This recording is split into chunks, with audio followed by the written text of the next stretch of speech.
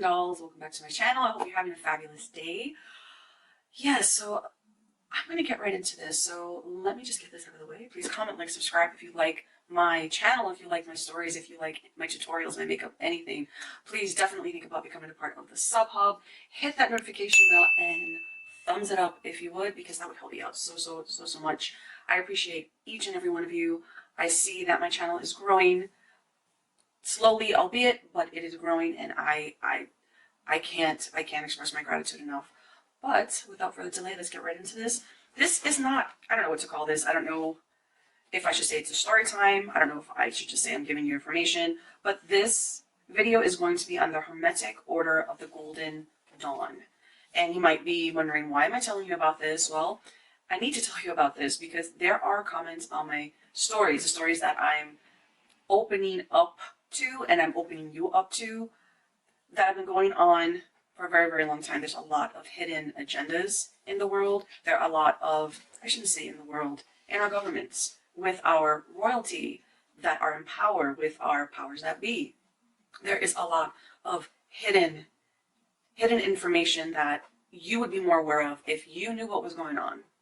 I did not know what was going on. I knew that there were secret societies. I knew that people were Satanists. I knew that there is child abuse all over the world, but I didn't know that it was all connected. I didn't know that there are organizational groups that are put to the forefront as religions. They're put to the forefront as beneficial things for the population, for all of us.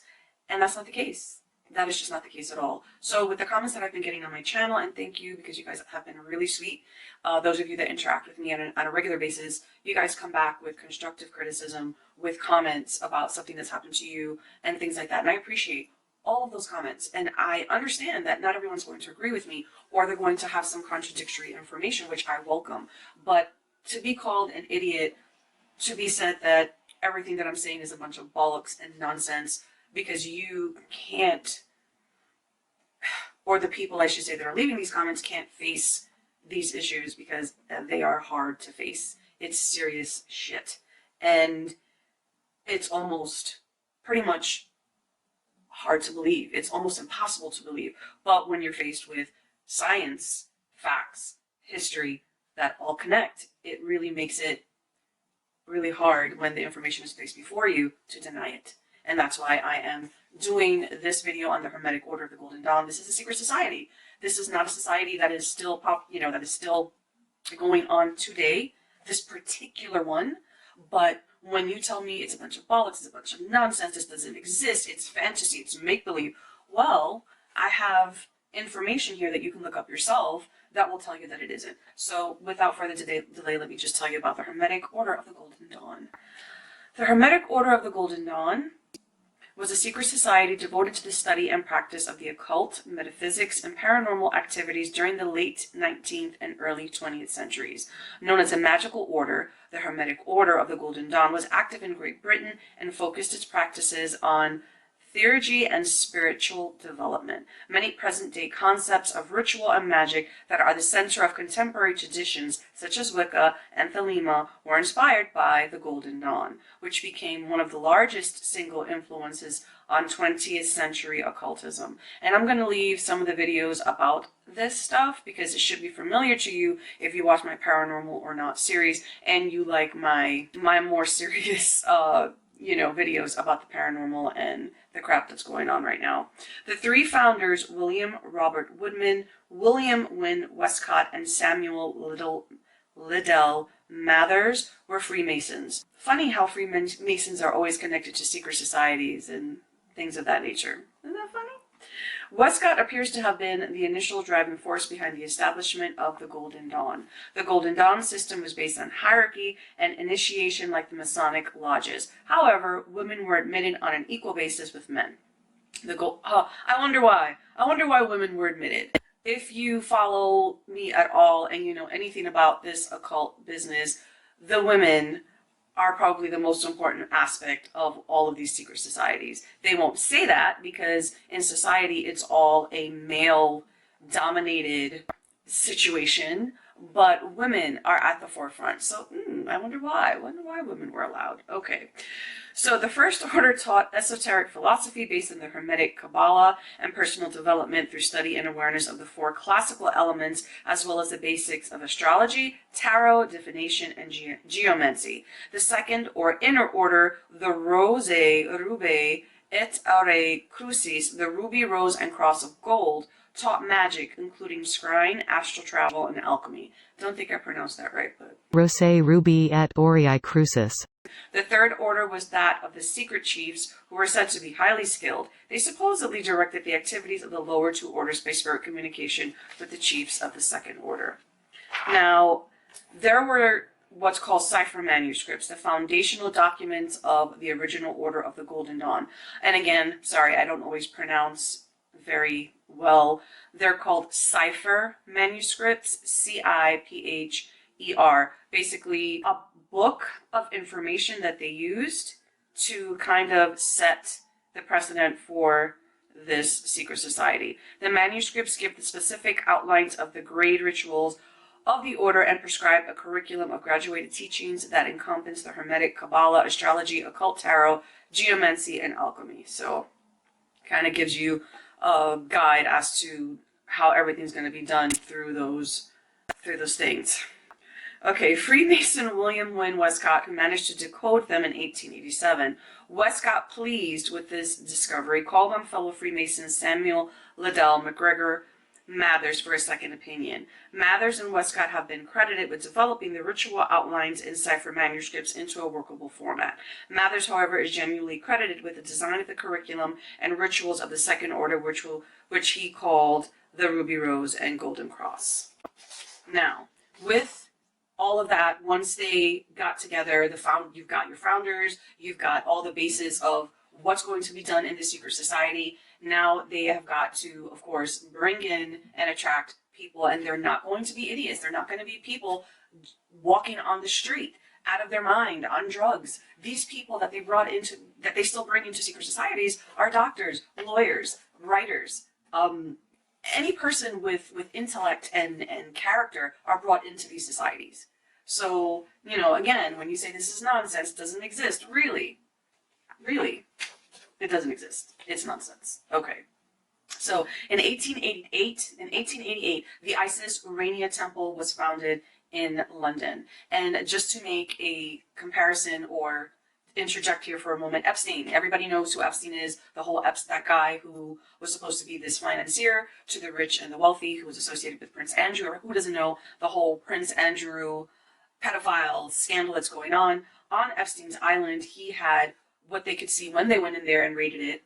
Eventually, finally, after all these horrible things happened when he was alive, on his island, you could see there's like a little temple area. There was I believe, an Egyptian head and a little domed building in Egyptian style. So what do you think happened there? And I'm pretty sure that just wasn't the aesthetics of the look of it. I believe that went in underground. And what do you think they did down there? I don't think they played, patty cake, baker's hand. I don't think they played those games on there. For the first 4 years of the Golden Dawn was one of cohesive grouping, later known as the Outer Order or Forced Order. An inner order was established and became active in 1892. The inner order consisted of members known as adepts who had completed the entire course of study for the outer order. This group of adepts eventually became known as Second Order. Eventually, the Osiris Temple in Weston-super-Mare and Horus Temple in Bradford and the Amun-Ra Temple in Edinburgh in 1893 were founded.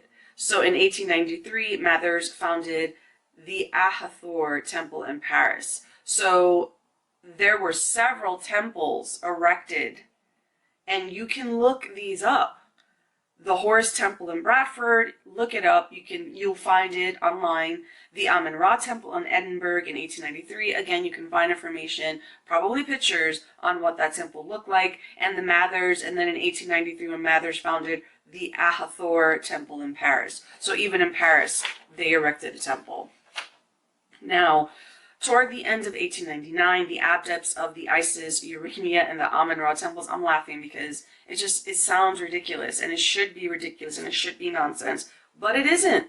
It really isn't.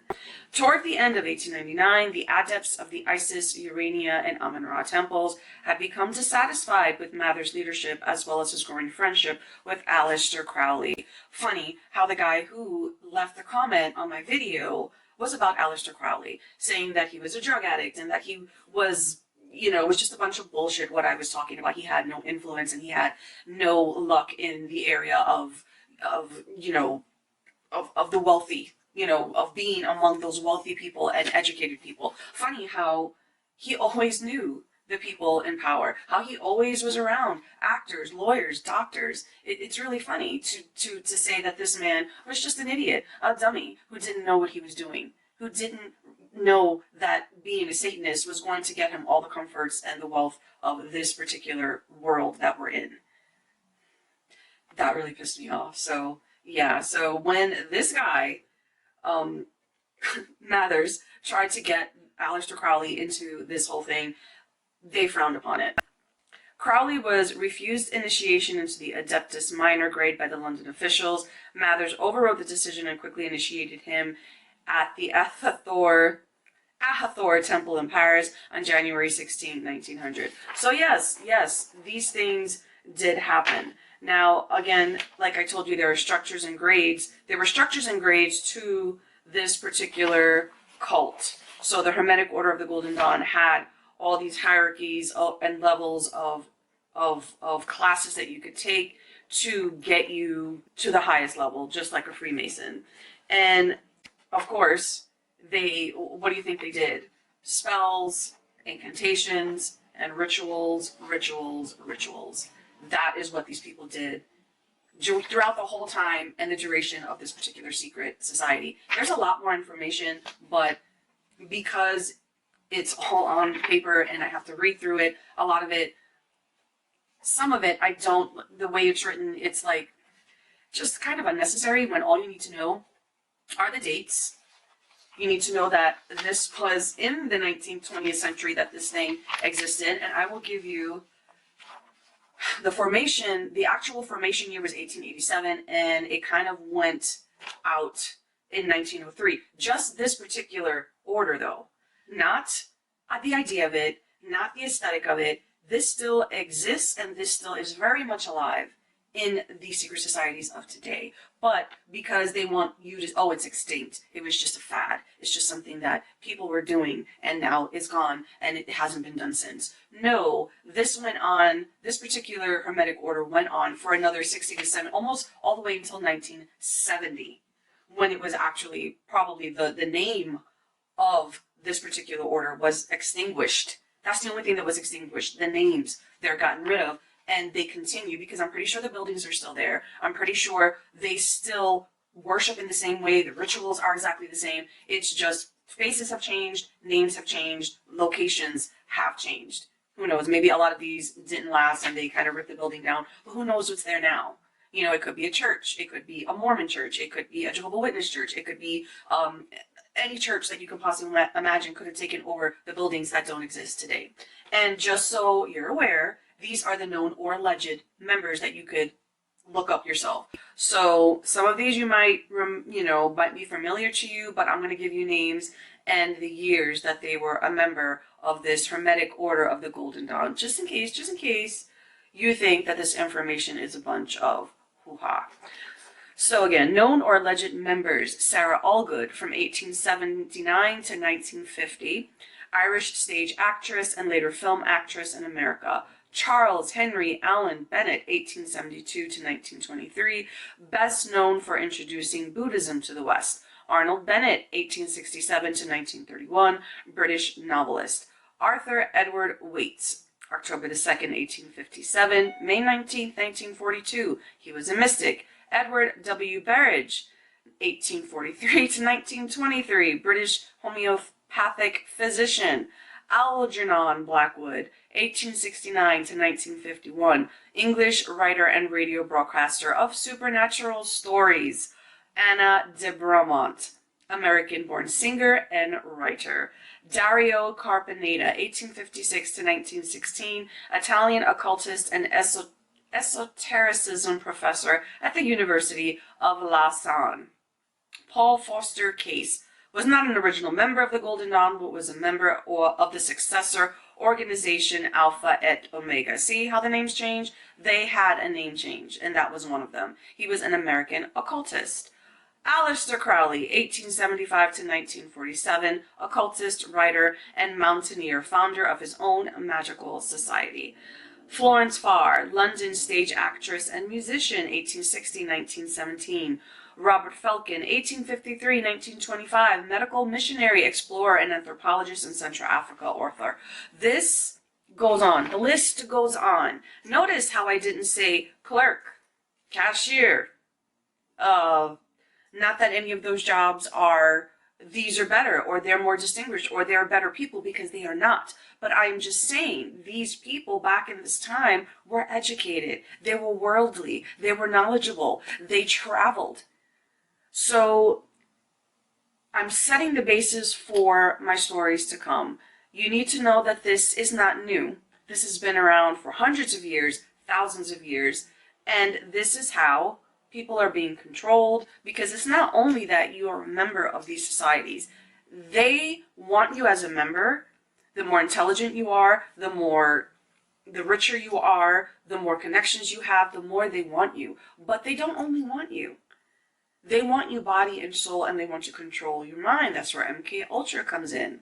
And funny that I say MK Ultra, because I can't view anything the same anymore. I was just looking at a movie last night. It was one of the newer King Kong movies. I'm sure you know what I'm talking about. It's the one with Samuel Jackson in it.